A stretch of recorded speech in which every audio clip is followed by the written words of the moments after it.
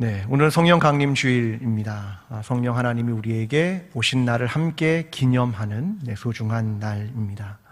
주님이 약속하신 성령, 내가 너희와 함께 하겠다고 말씀하신 그 성령이 우리 가운데 오신 날입니다. 성령이 우리에게 오셨다는 것은 어마어마한 일입니다. 네. 여러분, 어마어마한 일이라고 안 느껴지시죠? 네, 어마어마한 일입니다. 여러분, 어마어마한 일이라고 말하면 떠오르는 시가 하나 있죠. 정현종 시인의 방문객이라는 시입니다. 여러분 많이 아시는 시인데요. 제가 내용을 조금 읽어보겠습니다. 한 사람이 온다는 건 실은 어마어마한 일이다. 그는 그의 과거와 현재와 그의 미래가 함께 오기 때문이다. 한 사람의 일생이 오기 때문이다. 부서지기 쉬운, 그래서 부서지기도 했을 마음이 오는 것이다. 그 갈피를 아마 바람은 더듬어 볼 수 있을 마음, 내 마음이 그런 바람을 흉내낸다면 필경 환대가 될 것이다. 여러분, 한 사람이 온다는 건 어마어마한 일이다. 그래서 내가 그의 과거, 현재, 미래, 그의 일생, 그의 존재가 나에게 오기 때문에 나는 그를 환대할 수밖에 없다. 그런 얘기를 하고 있는 겁니다. 여러분, 주의 성령이 우리에게 오시는 건 어마어마한 일이다. 이 얘기죠. 여러분, 옆에 있는 여러분의 아내, 남편, 성도가 내 옆에 앉은 일은 어마어마한 일입니다. 알고 계셨습니까? 모르시는 것 같습니다. 내 아내가 저를 만난 건 어마어마한 일입니다. 할렐루야. 어디 있나요? 네, 어디 있나요? 네, 제가 제 아내를 만난 건 어마어마한 일입니다. 왜? 내 과거, 현재, 미래, 존재, 삶, 그게 그 사람 곁에 왔기 때문입니다. 여러분, 옆 사람과 함께 인사하겠습니다. 당신을 만난 게 어마어마한 일입니다. 인사하겠습니다.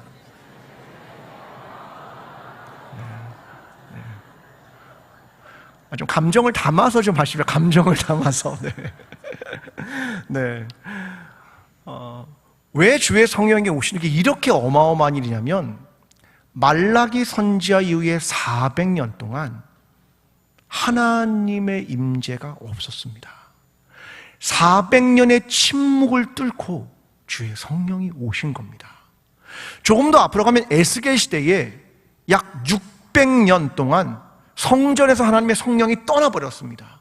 그리고 다시 오신 겁니다. 그게 600년 가까운 시간 동안 하나님의 침묵이 있었습니다. 그런데 그 성령님이 오셔서 그의 존재와 그의 역사와 그의 능력이 오실 뿐 아니라 내가 너희와 영원히 거처를 함께 하겠다. 이 약속으로 오셨기 때문에 이 일은 어마어마한 일이라는 겁니다. 오늘 우리가 우리의 공동체 안에 주의 성령의 임재가 있는 것, 이 어마어마한 일을 기뻐하며 감사하며 감격 가운데 오늘 성령 강림절을 보내게 되는 저와 여러분이 되기를 간절히 기도합니다. 자, 하나님의 오심은 하나님의 일입니다. 하나님이 보내셔서 오신 거죠. 그러면 우리는 뭘 해야 할까? 이런 생각을 해볼 필요가 있습니다. 오늘 얘기는 아주 간단한 얘기고 잘 아는 얘기죠. 약 120명의 사람들이 모였다. 그래서 기도했다. 그 얘기인데요. 자, 그 출발점으로 조금 가볼 필요가 있습니다. 자, 오늘 성경은 감람원이라는 산으로부터 출발합니다. 이 장소는 예수 그리스도의 승천과 관련이 있습니다. 주님이 하늘로 올라가셨습니다. 자, 가시고 나서 그들이 어디로 이동하냐면 예루살렘으로 이동합니다. 감람산에서 예루살렘으로. 감람산은 승천하신 장소고 예루살렘은 어떤 장소냐면 일상의 장소입니다. 그를 만났고 그를 경험했던 장소로부터 내 삶의 자리의 한복판으로 다시 들어온 겁니다. 그게 예루살렘입니다. 거기서 뭘 했느냐? 모였습니다.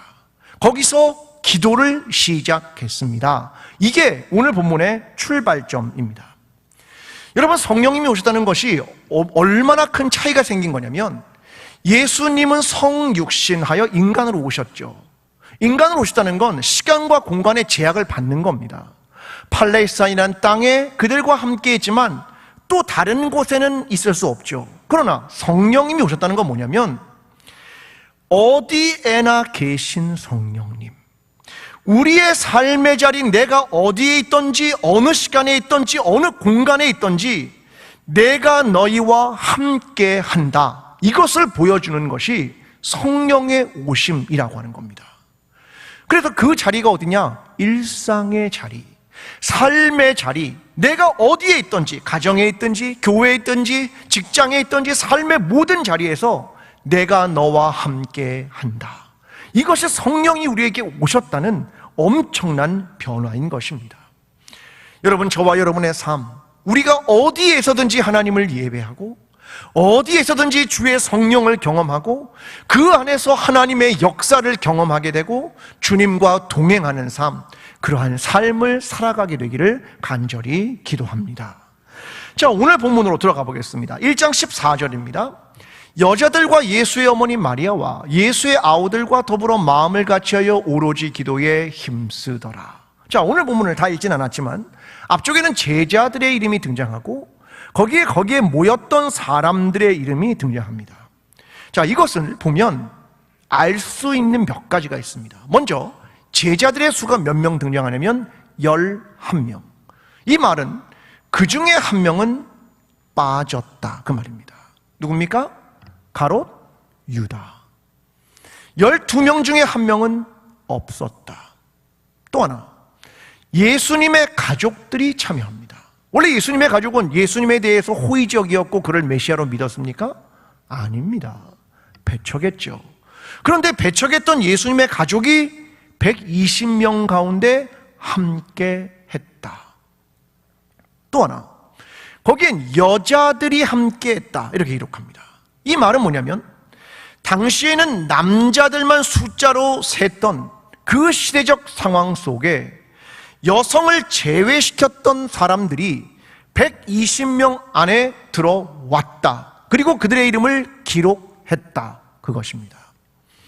마지막으로 120명의 사람 중에 기록된 사람보다 기록되지 않은 사람이 훨씬 많습니다.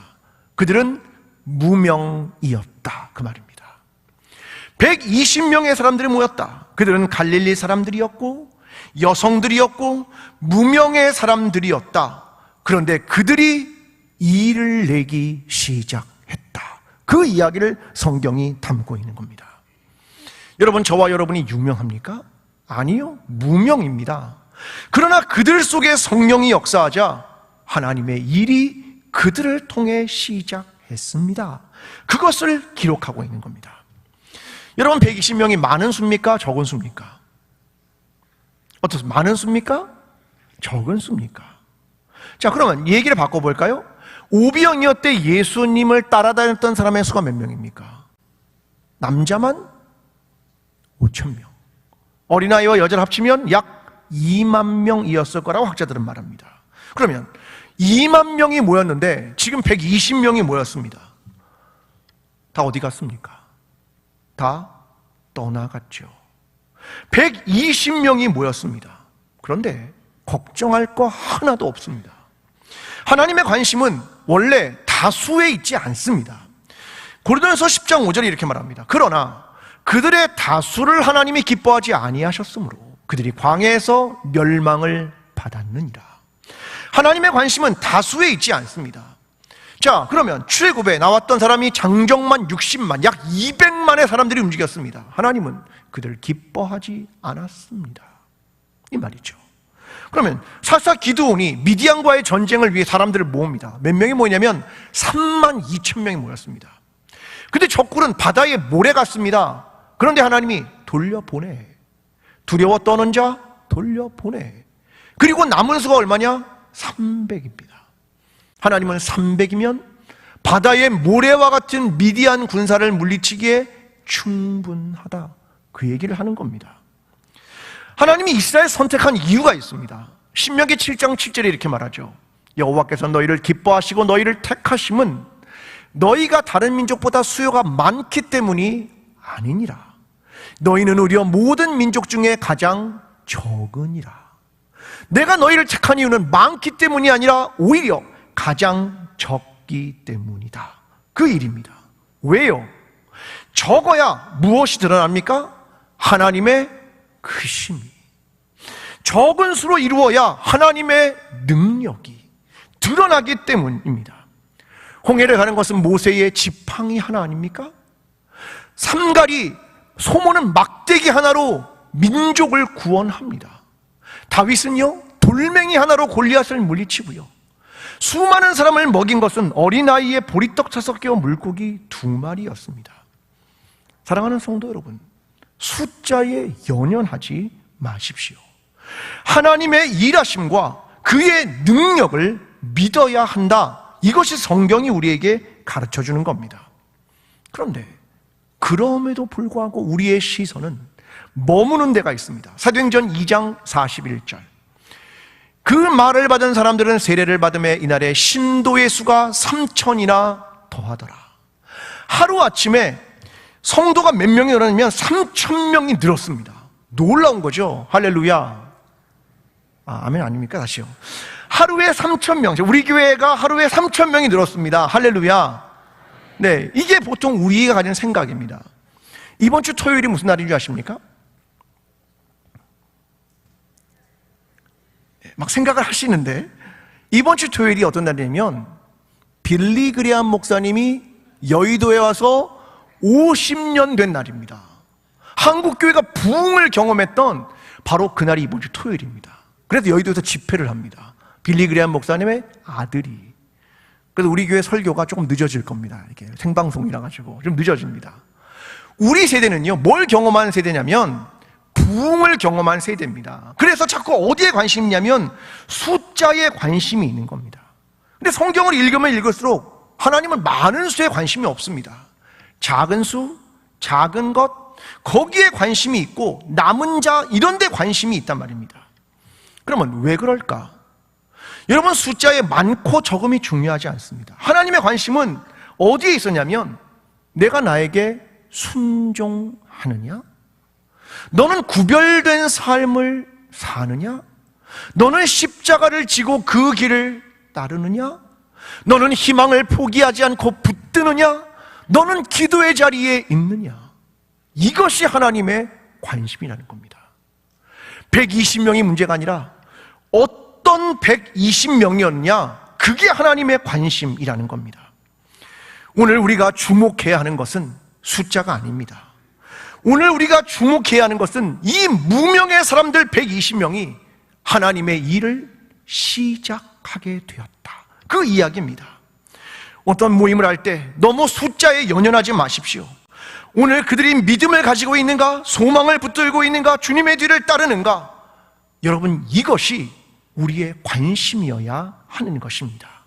오늘 저와 여러분이 모일 때마다 숫자가 아니라 우리가 하나님 앞에 얼마나 헌신하고 있으며 어떤 기도를 하고 있으며 믿음을 붙들고 있으며 우리가 소망을 놓지 않고 있음을 하나님 앞에 이야기하고 우리가 함께 모일 때마다 그 일을 행함으로 하나님의 일하심과 주의 역사가 저와 여러분이 모이는 그 자리에 함께 하게 되기를 간절히 기도합니다. 여러분, 오늘 본문이 말하는 건 이 신앙의 공동체 120명의 사람들이 했던 두 가지의 동사가 있습니다. 하나는 모였다, 또 하나는 기도했다, 이겁니다. 여러분, 그 출발점은 뭐냐면 예수 그리스도의 승천입니다. 자, 승천.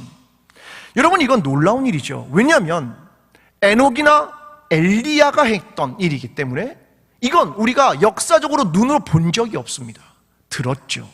그런데 주님이 올라가신 겁니다. 와, 승천했어. 놀라운 일이죠. 모두가 그런 경험을 했지만 솔직히 말하면 찾아오는 현실적인 건 이거죠. 불안입니다. 미래에 대한 불투명입니다. 주님이 더 이상 우리와 함께 있지 못한다라고 하는 거죠. 그게 그들에게 찾아오는 현실적 어려움입니다. 오늘 보면 12절에 이렇게 말합니다. 제자들이 감람원이라 하는 산으로부터 예루살렘으로 돌아왔습니다. 자, 승천을 보는 그들이 이제 삶의 자리로 돌아오니 주님의 부재가 느껴지는 겁니다. 주님이 여기 계시지 않다. 그들이 기댈 수 있고 의지할 수 있고 함께하는 그분이 안 계신다는 겁니다. 이걸 구약의 개념으로 말하면 집 없음입니다. 집 없음. 영어로 말하면 홈리스입니다. 우리는 홈리스가 되었다 이거죠. 근데 구약 성경부터 보면 계속 그런 얘기를 합니다. 아브라함, 하나님 뭐라고 말합니까? 떠나. 그는 집을 떠났다 이러고 시작을 합니다. 이스라엘 백성이요, 광야를 가며 집을 떠나게 되는 겁니다. 바벨론 포로요, 나라를 잃고 바벨론 포로로 끌려가 집 없음, 그것을 경험했던 게 그들의 삶이었습니다.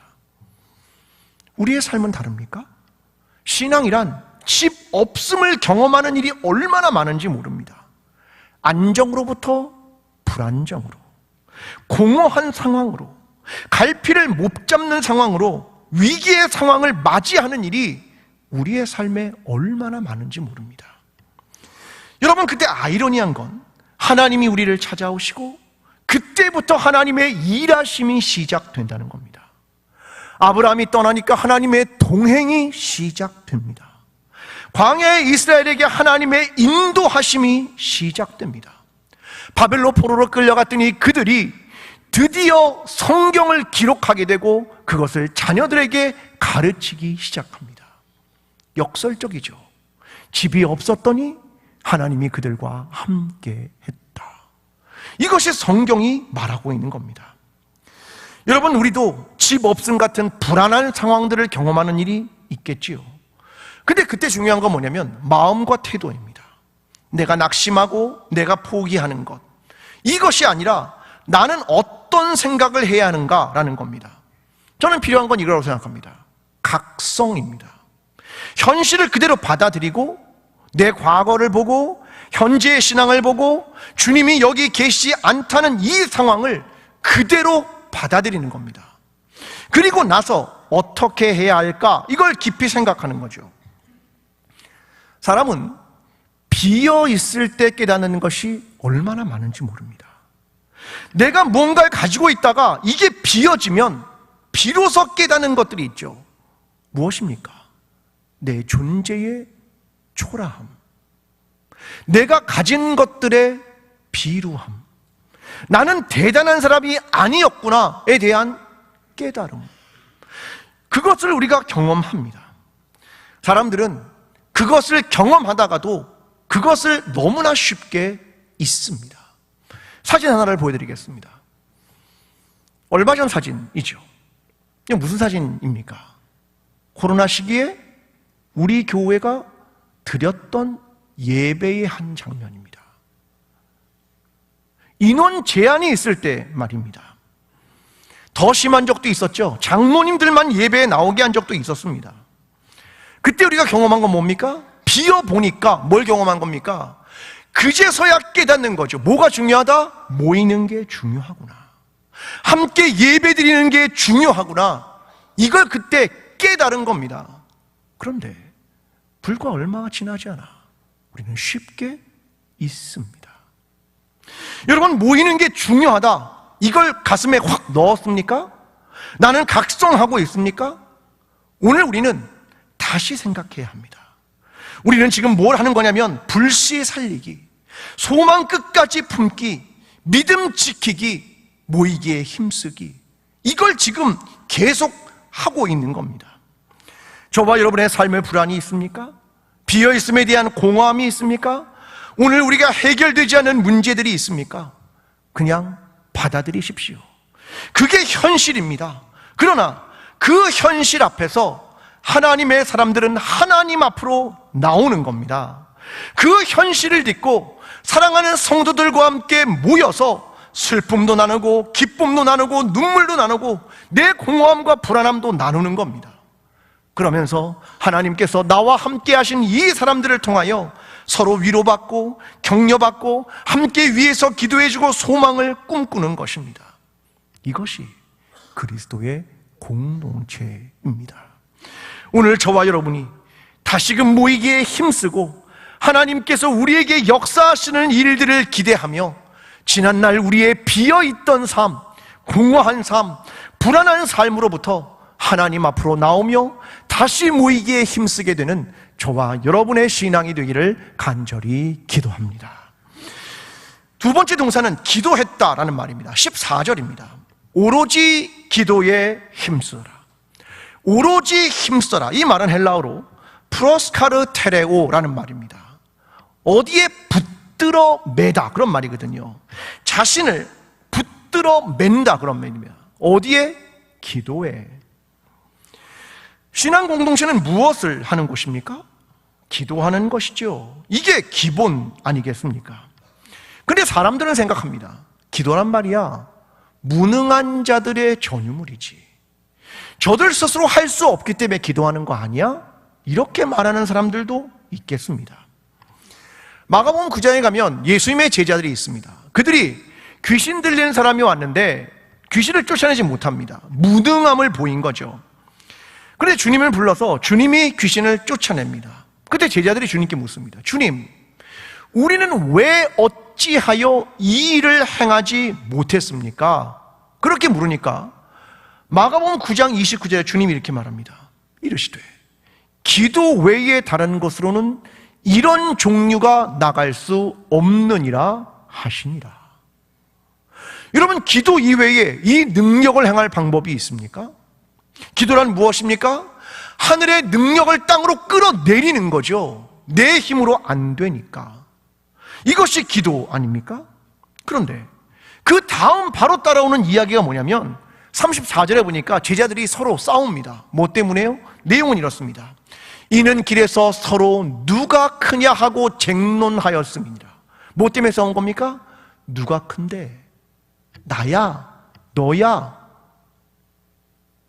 그들은 하늘의 능력을 제외시키고 누가 크냐를 가지고 서로 쟁론하고 있었다. 이렇게 말합니다. 사람들의 관심은 끝없이 이것입니다. 나의 높음, 나의 욕망, 나의 필요, 나입니다. 내가 무엇인가 해야 하고, 내가 더 의로워야 하고, 내가 더 훌륭해야 하고, 내가 더 능력이 있어야 합니다. 그런 사람들에겐 기도가 없습니다. 왜요? 내가 할 수 있다고 생각하기 때문입니다. 하나님의 동행하심, 하나님의 일하심은 기도를 통해서 이루어진다는 겁니다. 사도행전 2장 1절과 2절이 말합니다. 오순절날이 이름에 그들이 다 같이 한 곳에 모였더니 호련히 하늘로부터 급하고 강한 바람 같은 소리가 있어 그들의 앉은 온 집에 가득하여 주의 성령이 오셨습니다. 어느 공동체에? 기도하는 공동체에 오셨습니다. 그걸 의미하는 겁니다. 여러분, 우리가 해야 하는 건 무엇입니까? 기도하는 일이죠. 함께 모이는 일입니다. 함께 기도하는 일입니다. 그곳에 주의 성령께서 오십니다 라고 하는 걸 의미하는 겁니다. 우리는 오늘 성찬식을 행하게 될 것입니다. 성찬식은 어떤 의미를 담냐면 성령님과 긴밀하게 연결되어 있습니다. 성령께서 임재하신다. 빵과 포도주에 주님이 임재하십니다. 성령님이 임재하십니다. 그래서 영적인 임재와 영적인 교제와 영적인 연합이 이루어지는 것입니다. 이것이 성만찬이 갖는 의미입니다. 우리가 함께 떡과 포도주를 받으며 하나님의 임재 안에 함께 들어가며 우리가 함께 연합하며 함께 교제합니다. 이런 의미를 담고 있는 것입니다. 신앙이란 그리 복잡하지 않습니다. 우리에게 교회 공동체를 주신 것은 우리가 불안하고 공허한 삶, 때로는 나도 어찌할 수 없는 삶, 그 속에서 주님은 우리에게 소중한 동역자들을 주시는 겁니다. 그래서 그들과 함께 만나고 나도 어찌할 수 없는 삶을 나눕니다. 그리고 그 안에서 소망을 품고 믿음 가운데 인내하며 하나님을 바라며 함께 기도하는 겁니다. 그때 하나님의 일하심이 주의 역사와 인도하심과 능력이 그들과 함께 한다. 이 약속을 우리에게 주시는 겁니다. 신앙 공동체인 광주제일교회가 모이기에 힘쓰고 모이면 기도하고 하나님의 뜻을 분별하기 위해 노력하고 하나님의 임재가 있으며 주의 능력과 서로 위로하고 하나 되는 그리스도의 공동체가 되기를 간절히 소원합니다. 사랑하는 광주제일교회 성도 여러분, 절망과 불안과 공허한 삶에 성령님께서 찾아오셨음을 잊지 마십시오. 우리가 함께 모여 기도하는 공동체임을 잊지 마십시오. 그 안에서 역사하시는 하나님의 위로와 동행하심과 일하심을 기대하십시오. 우리가 서로에게 지친 길에 신앙의 길동무가 되어 주십시오. 그 모여 기도하는 공동체 위에 우리 하나님의 성령님께서 우리와 함께 하실 것입니다. 이제는 우리를 위하여 십자가를 지시고 부활하시며 승천하신 예수 그리스도의 은혜와 기다림과 인내 속에서 변함없이 함께 하시는 하나님 아버지의 사랑과 이 땅에 오셔서 소망을 놓지 않도록 도우시며 역사하시는 성령님의 교통하심이 절망과 공허 속에서도 그리스도의 공동체가 되기를 소망하며 하나님에 대한 믿음을 붙들기를 소원하는 모든 예배자들과 광주제일교회와 나라와 민족 위에 지금부터 영원까지 함께 하시기를 간절히 축원하옵나이다. 아멘.